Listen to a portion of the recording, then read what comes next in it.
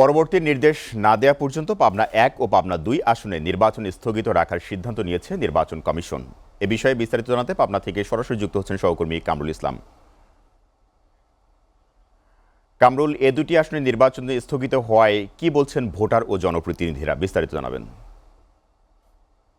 ধন্যবাদ আপনাকে। সারা দেশে কিন্তু নির্বাচনী এক ধরনের উৎসব বিরাজ করছে।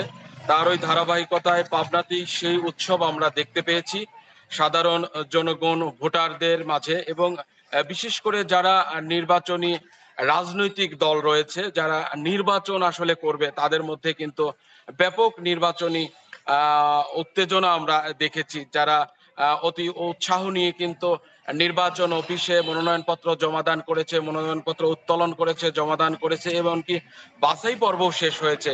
আপনি জানেন যে পাবনাতে ৫টি সংসদীয় আসন রয়েছে, তার মধ্যে অন্যতম একটি আসন হলো পাবনা ১। এই পাবনা ১ সাঁথিয়া উপজেলা এবং বেড়া আংশিক নিয়ে পাবনা ১ আসন, ৬৮ পাবনা ১ আসন গঠিত, এবং সুজানগর উপজেলা এবং বেড়া আংশিক নিয়ে ৬৯ পাবনা ২ আসন গঠিত।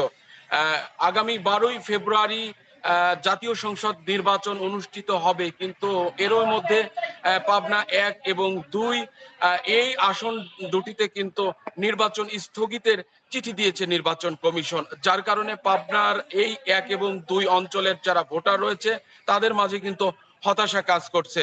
এজন্য কিন্তু অনেকটাই এই অঞ্চলের মানুষ কিন্তু ভোটের আমেজ থেকে থমকে দাঁড়িয়েছে। আমি একজন ভোটারের সাথে কথা বলতে চাই যে এই অঞ্চলের যে এই মুহূর্তে আপনাদের যে ভোট স্থগিত করেছে, আপনারা কি চান?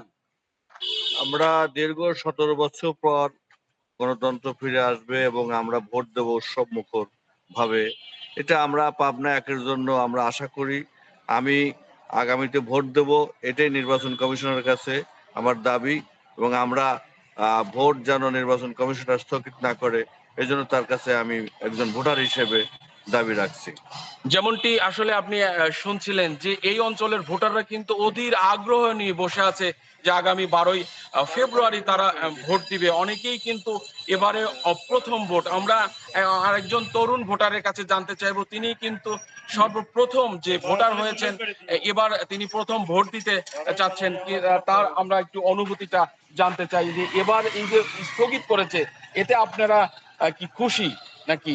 না, আমরা তরুণ ভোটার হিসেবে প্রথম ভোট দেব এই আশা ব্যক্ত করে অনেক কাঙ্ক্ষিতভাবে দাঁড়িয়েছিলাম, কিন্তু হঠাৎ করে শুনতে পাই নির্বাচন কমিশন পাবনা ৬৮-১ স্থগিত করেছে। এতে আমরা মর্মাহত। আমরা চাই এই আসনটিতে ১২ তারিখে সারা বাংলাদেশের সাথে একইভাবে নির্বাচন হোক।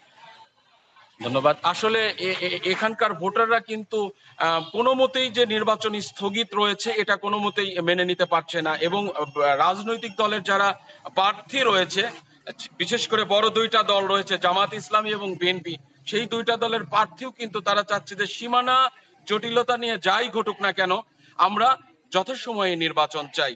এই ছিল পাবনা ১ এবং ২ আসন থেকে নির্বাচন স্থগিতের সর্বশেষ তথ্য। কামরুল, আপনাকে ধন্যবাদ।